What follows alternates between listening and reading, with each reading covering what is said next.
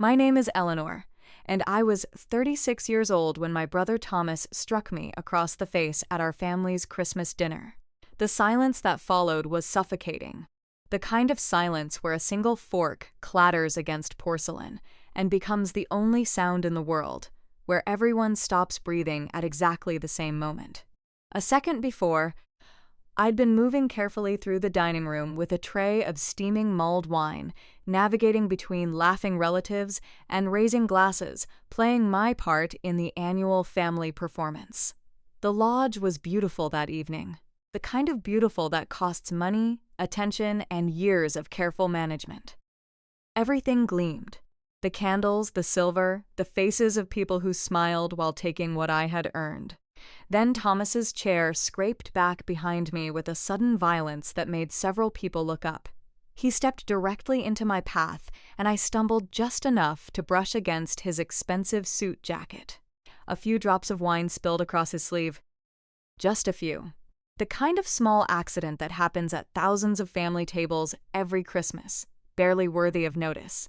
But Thomas had never been someone who let small things pass unexamined. His hand came up with startling speed, and his palm connected with my cheek with a force that snapped my head sideways. The crack of the impact echoed through the room like a gunshot. My skin burned.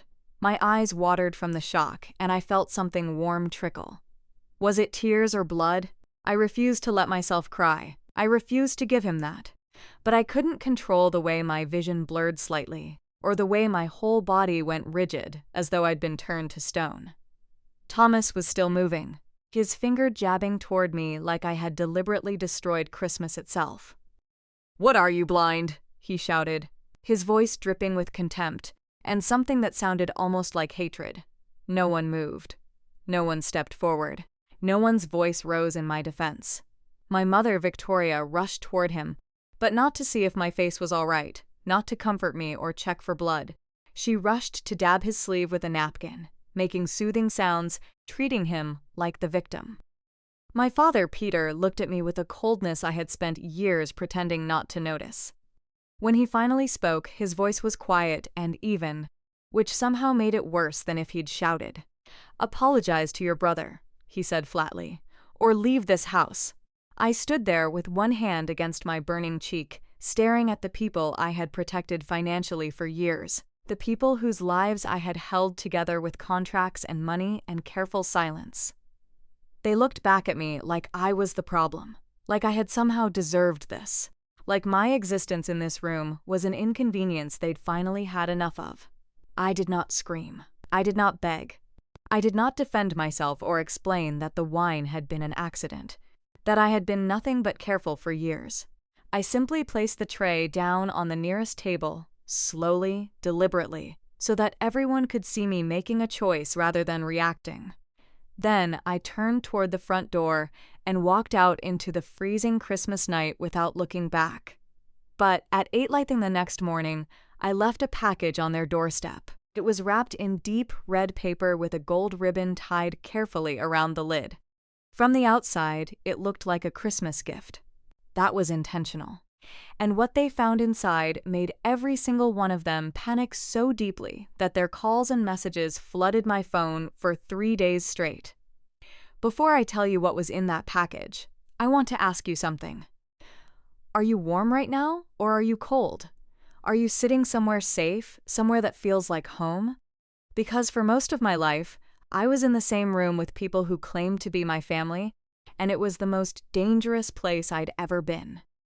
None of us realized it until everything fell apart. The drive down the mountain that night was silent except for the sound of my tires on the snow-covered roads. The Christmas lights of the village disappeared behind me in my rearview mirror. Red and gold and white. All those symbols of warmth and family and togetherness that had never quite extended to me. My cheek was still burning. I could still hear Thomas's voice in my head, his contempt so perfectly clear that it felt like he'd spoken it directly into my mind. "What are you, blind?" As if I had not spent most of my adult life seeing every crack in this family and quietly paying to repair them. As if I had not noticed when my father's construction business began to collapse. As if I had not watched my mother cry into kitchen towels. as if I had not transferred money to accounts that I pretended not to know about. I drove without turning around. No one followed me. No one opened the front door to call my name or say they were sorry. That silence was more devastating than the slap, because it told me everything I needed to understand about how little I mattered to them. I had always known it, somewhere deep inside where I kept the truths I couldn't say out loud. But knowing and experiencing are two different things. That night, I experienced it fully. By the time I reached my apartment in London, the physical pain had transformed into something far more useful, a cold clarity that felt almost like power. I did not pour myself a drink. I did not sit in the dark and cry. I walked directly into my office, approached the wall safe hidden behind a framed photograph of my parents from their wedding day, before the disappointments, before the entitlement, and retrieved the folders I had hoped I would never need to use. The first folder held the deed to the Lake District Lodge. My name was printed on it. Only my name. The property had cost me nearly £2 million 5 years earlier, when my father had come to me in a state of near collapse. His luxury resort development had failed spectacularly, swallowing years of investment and leaving him with debts that he couldn't manage. He had begged me, and I had paid. Not to help the family, though I had told myself that at the time. I had paid because I couldn't bear to watch my father's humiliation become public knowledge. I couldn't bear to see the disappointment on my mother's face. I couldn't bear to face the questions from relatives and friends, so I had purchased the lodge and let them live in it rent-free. While I told everyone it was my own investment property, and my father had simply decided to downsize his portfolio, a lie that protected their image while I became the silent owner of their shelter. The second folder held the formal occupancy agreement, the one they had signed without truly understanding it. The document clearly stated that Peter, Victoria, and Thomas could remain on the property as long as they maintained basic standards of conduct. It was a contract, though they had treated it like a formality, a piece of paper to be signed and forgotten. The third folder held the investment contract for Thomas's vision clinics. I had funded the entire first location with £250,000. I had backed his business loans. I had invested in his expansion plans, and buried deep in the contract was a clause that I had insisted upon, despite my mother's objections, a clause that allowed me to immediately review, suspend access to, and recall funds if he committed misconduct, fraud, or any act that damaged my reputation as the investor. He had signed it with a smirk, obviously believing that I would never actually use it. My mother had witnessed the signature while making disapproving comments about my distrust of family. I placed all 3 folders on my desk and called Victor. He was my solicitor, and more than that, he was someone who had spent 2 decades handling situations that families preferred to keep hidden. He answered on the 3rd ring, his voice calm and measured in that particular way of someone accustomed to crises. I told him everything. The slap, the witnesses, my father's command that I leave, the fact that I owned the property they lived in, even though they had begun to believe it belonged to them. Victor listened without interrupting, which was one of the things that made him good at his job. When I finished, he asked only one question. "Are you ready to enforce the agreements?" I looked at the folders under my hand and felt the last piece of my old self. The dutiful daughter, the silent fixer, the woman who absorbed damage to protect others, finally break away and fall into darkness. "Yes," I said. "Prepare the notice to vacate. Suspend Thomas's access to every business account tied to my funding. Freeze his company credit cards. Start a full forensic audit of the clinics. And have everything delivered at 8 in the morning." Victor paused for only a second, the briefest hesitation, before confirming that he would ensure every step was legal, clean, and impossible for them to twist against me in any way. After the call ended, I sat alone in my office while the city lights of London blinked beyond the windows. My phone remained silent. No apology. No message from Victoria asking if my face was all right. No call from Peter admitting that he had gone too far. Nothing. That was fine. By morning, they would stop wondering whether I was injured. They would start wondering how much power they had actually handed to the daughter they treated like an outsider. At exactly 8 the next morning, a black delivery van rolled through the snow-covered driveway of the Lake District Lodge. It carried a box wrapped in deep red paper with a gold ribbon tied with precision around the lid. From the outside, it looked exactly like a Christmas gift, which was precisely the point. The irony was so perfect it felt like something I'd planned, though really it was just how the story fell. Thomas found it first. According to the security camera notification on my phone, he'd opened the front door in his dressing gown, probably expecting some sign that I had come crawling back. I watched the silent footage from my desk as he picked up the box with the entitled confidence he wore like a uniform. He turned it around in his hands, reading the label, carrying it inside with the kind of certainty that suggested he knew exactly what it would contain. I didn't need audio to know what he was probably thinking. He was likely laughing. He was probably telling Peter and Victoria that I had capitulated, that I had come to my senses, that I had finally remembered my place in the family hierarchy. For most of my life, that had been exactly what I did. I apologized when they hurt me. I paid when they failed. I fixed what they broke. I absorbed blame that wasn't mine. I smiled when I wanted to scream. But that morning, the box in Thomas's hands did not contain forgiveness. It contained consequences. Inside was a formal notice, ending their right to live in the lodge, giving them 30 days to vacate the property. Beneath that was a letter from Victor, announcing the immediate review of every pound that had gone into Thomas's vision clinics. Below that was a notice suspending his company credit cards, his administrative system access, and his investor-backed credit line pending a comprehensive forensic audit. Then came the USB drive. On it was security footage from the dining room camera. The one Thomas had never realized was connected to the lodge's security system that I had paid for, maintained, and monitored. The video showed him slapping me. It showed him yelling. It showed my mother running to clean his sleeve instead of checking my face. It showed my father ordering me to apologize or leave. Every moment captured in clear, irrefutable detail. And at the bottom of the box was a small stack of invoices already marked with yellow tabs. They were not the full evidence yet. That was still being compiled by my forensic accountant. They were just enough to let my mother know that I had started looking into the financial details of Thomas's business. Just enough to create that first spark of panic in her chest. My phone began vibrating 11 minutes after the package was opened. First Peter, then Victoria, then Thomas, then Peter again. I let every call ring until it died, watching the numbers accumulate. Each one was a small moment of power being transferred, though they didn't understand it yet.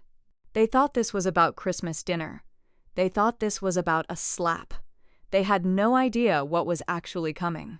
A minute after the calls began, Thomas tried to use his primary company card to order a luxury watch online.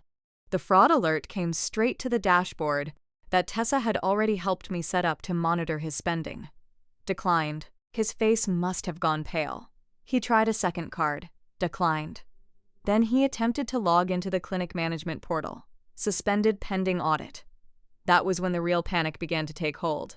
The security cameras showed Thomas pacing across the living room like a man who hadn't slept in days, shouting into his phone. His face was flushed, his hair disheveled, his hands shaking. Victoria sat at the dining table with the invoice copies spread in front of her, one hand pressed to her mouth. Peter kept reading the lodge notice again and again, as though the words might somehow change if he stared at them long enough. I could see the exact moment they understood. Peter's shoulders sagged. Victoria's hand went to her chest.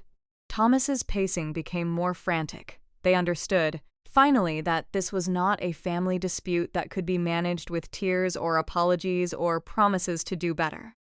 They were not guests in a cherished family home.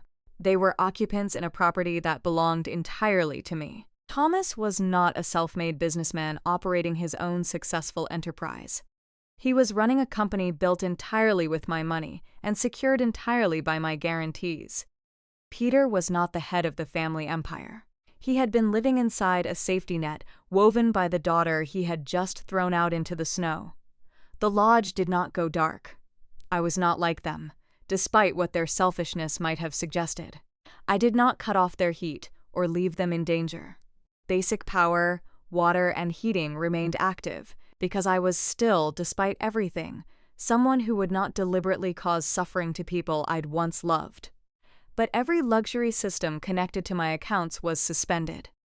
The wine cellar's temperature control went offline.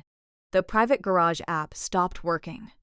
The streaming entertainment systems and premium concierge service all disappeared. The house they had loved, showing off to their friends, suddenly became a quiet, ordinary building full of frightened people in expensive rooms that no longer provided any comfort. By noon, Victor emailed me confirmation that all notices had been served properly. The legal work was clean and unassailable. By 2, Thomas had left 34 missed calls and a voice message calling me insane, demanding that I unlock the accounts immediately. By 4, Victoria sent a text message. "We need to talk as a family." I stared at those words for a very long time. Family. They only ever used that word when they needed something from me, when they wanted me to absorb some new crisis, when they needed me to be the cushion between their choices and the consequences of those choices. I put the phone face down on my desk and waited for Tessa's forensic audit team to finish their initial review. The package had frightened them, but what was coming next would do far more than frighten them. It would expose them completely. It would prove that their golden boy was a thief operating under the guise of a businessman, and that the woman they'd treated as disposable had been their primary source of financial stability all along. 2 days after Christmas, I sat in a glass conference room at my office in the city with Tessa across from me, and a stack of files between us that seemed to grow heavier with each page she turned. Tessa had been my closest friend since university. We'd supported each other through failed relationships and career uncertainties, through the ordinary heartbreaks and victories of young adulthood. But in that conference room, she was not speaking to me like a friend. She was speaking like a forensic accountant who had spent 3 decades uncovering financial crimes and who did not want to soften what she had found. Her laptop was connected to the display screen behind her, and the first thing she showed me was a detailed vendor payment analysis from Thomas's clinics. On paper, the money had supposedly gone to specialty lens suppliers, diagnostic equipment manufacturers, renovation contractors, and medical inventory providers. In reality, roughly half of those vendors did not exist. Some of the addresses led to empty office suites in business parks. Some of the tax identification numbers were entirely fabricated. Some of the invoices contained identical language, right down to the same spelling errors, just with different amounts and dates. It was the kind of systematic fraud that took planning, not accident. It took intention.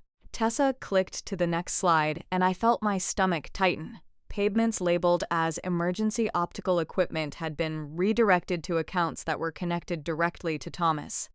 Renovation funds had been moved to casinos, luxury hotels and ski resorts, and various online sports betting platforms. Patient refund reserves had been systematically drained. Insurance reimbursements had been funneled into shell accounts. He had not been struggling to make the business work. He had been methodically stealing everything. I sat very still while Tessa explained the pattern with the kind of calm precision that made it somehow worse. Thomas had created false billing through the clinics, then covered up the gaps with additional false invoices.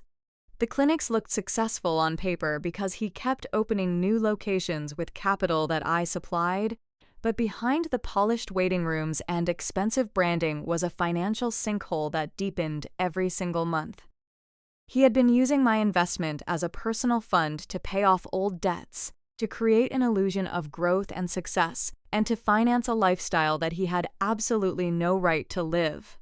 Part of me wanted to be shocked, but some part of me had always known. The constant emergencies, the sudden requests for more capital, the way my mother would appear before Thomas did, asking me not to be too harsh on him, reminding me that family helped family. The way she'd always believed that he just needed one more chance. One more investment, one more lie covered up. Then Tessa opened a smaller folder, and her expression changed in a way that told me something worse was coming. "Eleanor," she said quietly, choosing her words with care. "This part is going to hurt." She slid the folder toward me. Inside were authorization forms for several large transfers, amounts that should never have been approved without my direct involvement. At the bottom of each form was a signature. My mother's signature. Not once. Not twice. Over and over again, page after page, in a dozen different documents, Victoria had signed off on false emergency expenses. She had approved personal reimbursements that had nothing to do with the clinics. She had authorized budget overrides that had allowed Thomas to keep draining the business. She had not merely turned a blind eye to what he was doing. She had actively helped him hide it. She had been complicit, not ignorant. I stared at her signature until the letters blurred into meaningless shapes. The slap at Christmas dinner had been humiliating and shocking. My father's command that I leave had been cruel, but this was different. This was not one heated moment in a single evening. This was a long, deliberate betrayal carried out by people who had smiled at me across family tables while using my trust as nothing more than a bank account. This was my mother actively choosing to protect my brother over the truth, just as she had done for 36 years. Tessa waited until I could breathe normally again, and her voice was gentle when she spoke. "There's more," she said. "Are you ready?" I nodded because what choice did I have? She showed me the final section of the audit. Brandon owed money outside the business, too. There were large cash withdrawals that matched payments to private lenders. The kind of people who do not send polite letters when someone owes them money. There were messages in the records from unknown numbers demanding repayment. Some were threatening. Some mentioned specific deadlines. One message simply said, "You have until New Year's or we come to the house." That explained the desperation in Thomas's voice on the answering machine. That explained the frantic phone calls. He was not afraid of losing his clinics. He was afraid because the money flow had stopped, and people far less patient than I was, people who had their own methods of enforcement, were waiting for him. "How bad is it?" I asked Tessa. She folded her hands carefully on the desk. "If we send this to the authorities, he is facing fraud charges, embezzlement, and quite possibly insurance-related offenses. Your mother could also be investigated for signing those approvals without proper authorization. The National Crime Agency would want to speak with both of them." I leaned back in my chair and looked through the glass walls of the conference room at my employees moving through the office beyond. People who worked honestly every day. People who earned their paychecks through effort and integrity. People who would never receive the kinds of opportunities that Thomas had wasted. For years, my parents had told me I was too harsh when I questioned him, too suspicious, too cold, too obsessed with paperwork and contracts. Now, the paperwork was the only reason I could prove the truth. "Keep going," I told Tessa. "Prepare everything in a clean evidence file. Make sure it's airtight." Then I called Victor and told him that we were no longer dealing with a family dispute or a financial disagreement. We were dealing with crimes, plural, hidden under Christmas smiles and family excuses, and the kind of loyalty that protects the guilty. That afternoon, Thomas left another message. His voice was no longer arrogant. It was shaking, barely controlled. "Audrey, unlock the accounts," he said. "You do not understand what you are doing. You don't know who I owe money to. You don't know what will happen if." He stopped, and I heard him breathing heavily on the other end of the line. "Please, just unlock the accounts and this all goes away." I listened once, saved the message, and forwarded it to Victor without comment. For the first time, I understood that my brother had built his entire existence on one single belief. He believed I would always absorb the damage. He believed I would always pay. He believed I would always protect him, regardless of what he did or who he hurt. He was about to learn that I was finished being the cushion between him and consequence. I was finished being the safety net beneath his reckless free fall. I was finished. 3 days later, The front desk of my office building called to inform me that there was a disturbance in the lobby. I already knew who it was before the receptionist said their names, her voice trembling with uncertainty about how to handle the situation. Brandon had arrived with Peter and Victoria, demanding to see me immediately. According to the security desk, they were creating a scene that was making the clients and other businesses in the building uncomfortable. I stepped out onto the balcony overlooking the lobby and saw them below me. Peter was standing near the security desk, speaking loudly enough for everyone in the vicinity to hear. He was telling anyone within earshot that I had abandoned my family at Christmas, that I was being cruel and vindictive, that I was destroying the family because of one small incident. Elaine was standing slightly behind him, with one hand pressed to her chest, looking on the verge of fainting.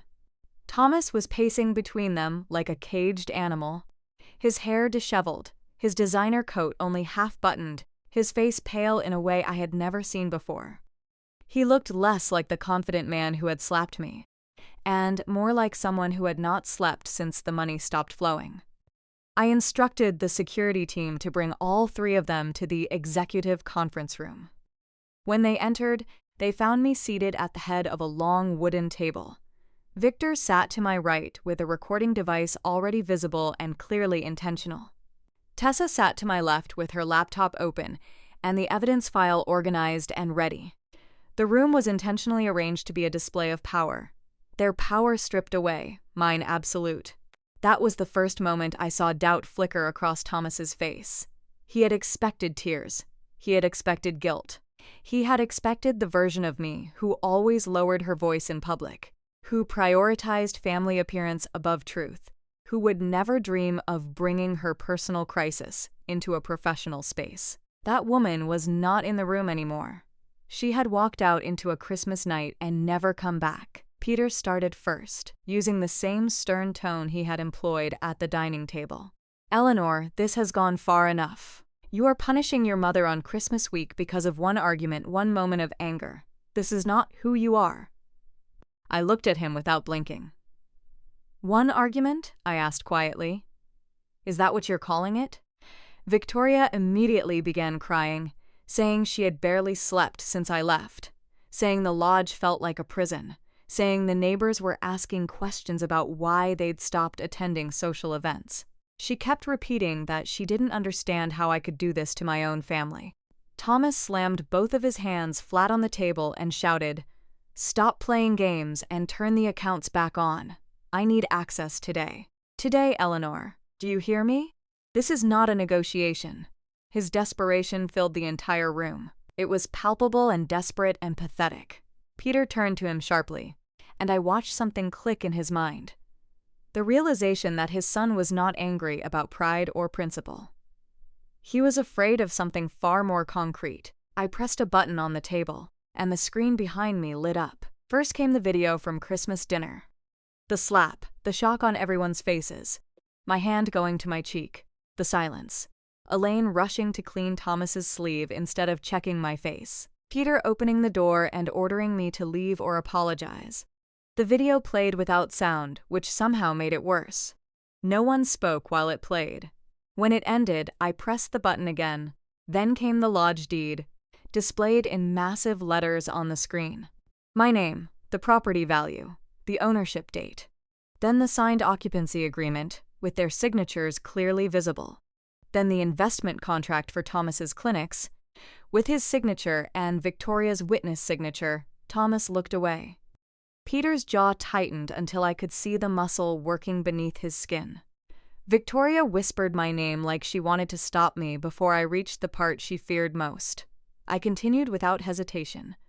Tessa brought up the fake invoices one after another. Specialty lenses that were never ordered, equipment that was never delivered, renovations that were never completed, transfers that were approved by Victoria, withdrawals that were linked to gambling platforms, casino accounts, and private lenders. The longer the slides continued, the smaller my family looked. They seemed to shrink in their chairs as the evidence accumulated. Thomas tried to speak. "You've misunderstood the business model," he said. desperation creeping into his voice. "The way these clinics operate, the accounting is complicated," Tessa calmly explained, her voice professional and irrefutable, that the audit trail was clear and unambiguous. The evidence was not a matter of interpretation. It was a matter of fact. Numbers did not lie. Signatures could not be reinterpreted. Victoria tried a different approach. "I signed whatever Thomas put in front of me because I trusted him. I trusted my son. I didn't look at the details." Victor interrupted her smoothly. "Would you like to make that statement formally, on the record? Because what you've just described is either gross negligence or active participation in fraud. Either way, it's actionable." She stopped crying immediately. The silence that followed was deafening. Peter leaned forward, and when he spoke, his voice was weaker now, stripped of its authority. "Eleanor, please, we can handle this privately. This is a family matter." I stood up slowly. That sentence, that single phrase, finally broke through the last of my restraint. "No," I said, and my voice was steady and clear. "A family matter is forgetting a birthday. A family matter is arguing over dinner preferences. Fraud is not a family matter. Embezzlement is not a family matter. Assaulting me in front of witnesses is not a family matter. Stealing from me while smiling at family tables is not a family matter. This is a crime, and I am done protecting it."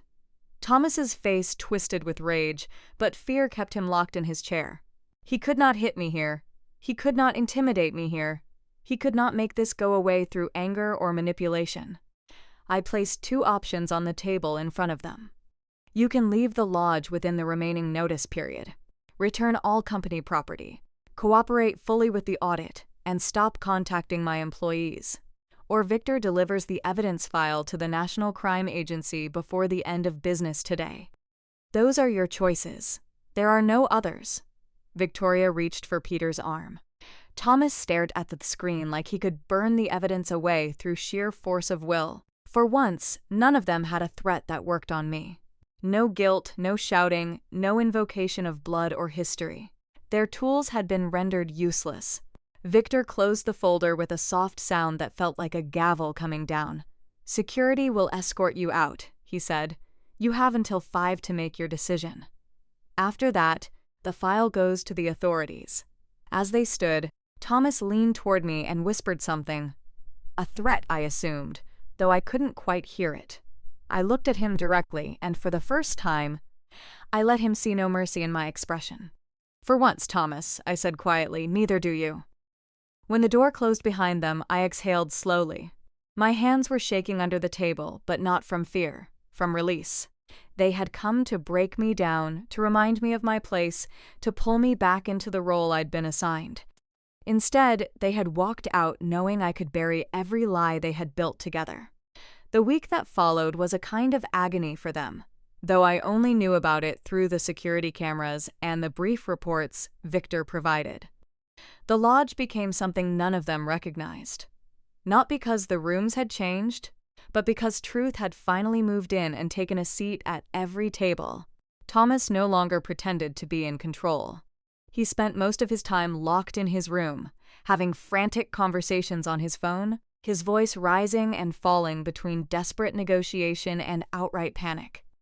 Peter paced the halls like a ghost, reading the same legal notice again and again, searching for a loophole that did not exist, a clause he could exploit, some legal mechanism that might undo what I had set in motion.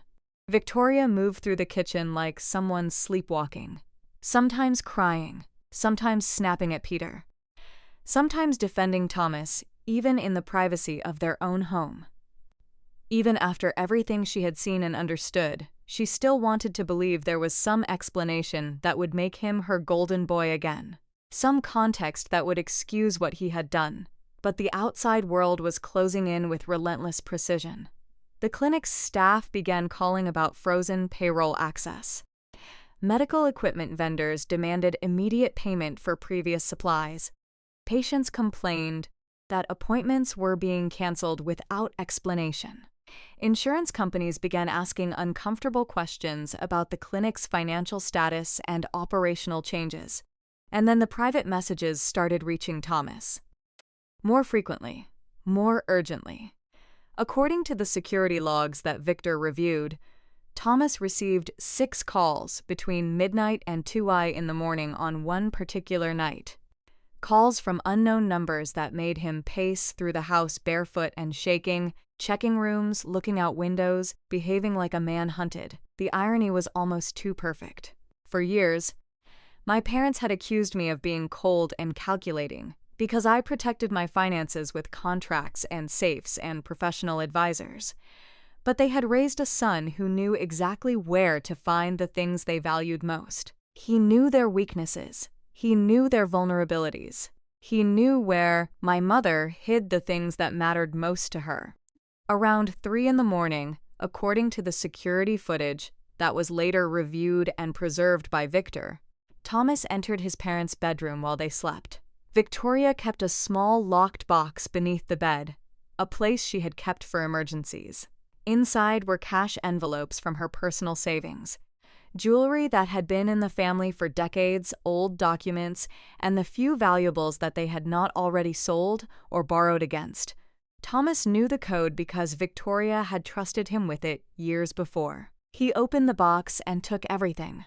Cash from their retirement savings, Peter's anniversary watch, a gold Omega that had been given to him by his parents 40 years earlier, Victoria's diamond earrings, a gold bracelet that had belonged to her mother, the grandmother Thomas had never even met, even a folder of personal identification papers, probably thinking they might help him disappear. He left behind a note written on the back of a Christmas card. "I am sorry," it said. "I will pay it back when I fix this." That was all. No explanation. No apology for the fraud or the theft or the fact that he was abandoning them just as completely as they had tried to abandon me. In the morning, Victoria's scream echoed through the lodge in a way that must have brought Peter running from every room. He found her on the floor beside the empty box, clutching the note with both hands, unable to process what it meant. At first, he thought I had sent someone to seize their property as part of the legal proceedings. Then he read Thomas's handwriting. Something in him broke. Not dramatically or loudly, or with any kind of theatrical collapse. He simply sat down on the edge of the bed and stared at the empty box, while Victoria sobbed that Thomas would never have done this unless he was desperate, unless he was in real danger, unless circumstances had forced his hand. She was still trying to make his betrayal sound like an accident rather than a choice. She was still protecting him. Even now, Brandon was gone. His phone was off. His car was missing from the driveway.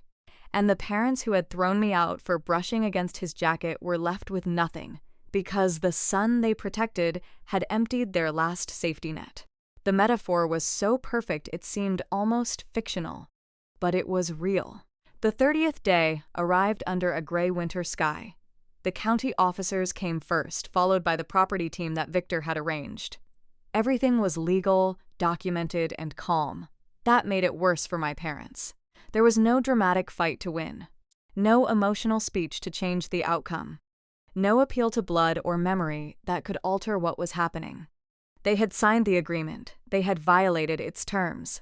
They had ignored the formal notice. Now the lodge was being returned to its owner. The process was inevitable, irreversible, and absolutely lawful. I arrived 20 minutes later and parked near the front gate. I did not go inside the house. I did not need to walk through those rooms to know what was ending or to feel the weight of closure. Graham and Victoria stood near the driveway with a few suitcases, 2 plastic bags, and faces that looked 20 years older than they had at Christmas dinner. The snow fell around them in large, soft flakes, the kind of weather that might have been beautiful if not for the circumstances. When Peter saw my car, he hurried toward me with the desperate hope of a man who had mistaken my kindness for an endless resource. He knocked on the passenger window. "Eleanor, please," he said, his voice muffled by the glass. "Thomas took everything. Your mother and I, we have nowhere to go. We have no money. Please." Victoria stood behind him, crying into her gloves, her body shaking with sobs. I kept my hands on the steering wheel. I did not lower the window. Not because I wanted them to suffer, but because I knew that one lowered window would become one more attempt to pull me back into the role they had designed for me. One moment of weakness would become an endless series of requests and emotional manipulation. I had spent 36 years in that cycle. I was not going to spend another moment in it. Victor stepped between Peter and the car, holding a folder and a small card. He explained, his voice professional and kind, that temporary housing information had been arranged. There was a relocation stipend to help them get settled. Storage details for their belongings had been organized. It was more than they deserved, but it was enough for me to remain who I was without becoming who they were. Peter looked at the card like it insulted him. Victoria asked if I could at least speak to her, just for a moment. I looked at her through the glass and held all of my memories in my mind at once. I remembered her wiping Thomas's sleeve while my cheek burned. I remembered her signature on the false approvals over and over again. I remembered every time she told me to be patient with him, because he was family, because blood mattered, because love meant protecting people even when they were wrong. I did not speak. I simply looked away. The gates opened. The officers finished their work. Peter and Victoria stepped back as my car rolled forward into the property that had always belonged to me, even when they lived in it, as though it was theirs. In the rearview mirror, I watched them shrink against the snow with their bags at their feet. They had chosen Thomas over me every single time. In the end, Thomas chose himself over them. The lesson was almost too clear. 3 months later, Thomas was arrested in a motel parking lot 2 states away while attempting to sell Victoria's jewelry to a man who turned out to be working with investigators. By that point, the evidence file had become exponentially larger than the one Tessa had first shown me. The audit had connected false invoices, stolen investment funds, insurance irregularities, forged vendor records, and unauthorized transfers from the clinic accounts, across a web of shell companies and personal accounts. Victor had warned me that once we handed everything over to the authorities, I could not control how far the case would go, how many charges would be filed, what kind of sentence might be imposed. I told him I understood. For years, my family had asked me to control consequences, to soften them, to delay them, to pay for them, to hide them beneath nice stories and careful explanations. I was finished with that bargain. Thomas's arrest was not dramatic in the way he might have imagined. There was no final speech, no expensive suit, no loyal family surrounding him, just a tired man in a cheap jacket carrying a bag full of stolen jewelry, and excuses no one believed anymore. The video of him slapping me at Christmas became part of the official record because of the security footage, but it was almost insignificant compared to everything else he had done. The fraud was stunning in its scope and systematic in its execution. The embezzlement was methodical and deliberate. The assault was just the beginning. Still, for me, that slap mattered above all else. It was the moment the mask fell off. It was the moment he showed everyone what he believed I was worth. It was the moment I stopped pretending that family meant something that it did not. Peter and Victoria moved into a small apartment on the edge of Manchester, far from the mountain views and holiday parties and social circles they had fought so hard to impress. Victor informed me that they argued constantly. Peter blamed Victoria for protecting Thomas for so long. Victoria blamed Peter for being too proud to apologize to me sooner. Neither of them blamed themselves completely, because that would have required a kind of honesty and accountability that they had avoided for decades. But reality did what my words never could. It forced them to live with the actual consequences of their choices. They lost the lodge, they lost the image, they lost the son they had turned into a king, and they lost the daughter who had quietly held the floor beneath their feet. As for the lodge, I did not keep it. The place was beautiful in the way that money could make it beautiful, but beauty can still hold bad memories. Every hallway reminded me of swallowed insults. Every window reminded me of the night I walked out alone. Every room held the ghost of a daughter trying to be small enough not to take up space. I sold it to a hospitality group for significantly more than I had originally paid. And for the first time, I did not feel guilty about profiting from something tied to my family. There was a strange purity to that transaction, buying their shelter and selling it for capital. The symmetry felt appropriate. I used part of the proceeds to expand a foundation that supports women starting small businesses in healthcare, technology, and professional services. Not because every woman needs to become wealthy or powerful, but because too many people are taught from childhood to be generous without ever learning to protect themselves. I wanted those women to understand contracts, to understand ownership and credit and boundaries, to understand the critical, life-changing difference between helping someone and allowing someone to consume you completely. Tessa joined the advisory board. Victor helped create free workshops on basic business protections and contract literacy. I began speaking to young female founders about the lessons I had learned through painful experience. Never let guilt replace good judgment. Never let family pressure erase legal clarity. Never confuse peacekeeping with love. And never allow someone to call you cruel simply because you finally stopped making their life easier at your own expense. People sometimes ask whether I regret not lowering that car window that day at the gate, whether I regret not giving my mother one final chance to explain or apologize, or beg me to change my mind. I do not. What I do regret is waiting so long to close the door. That is the truth no one likes to speak out loud.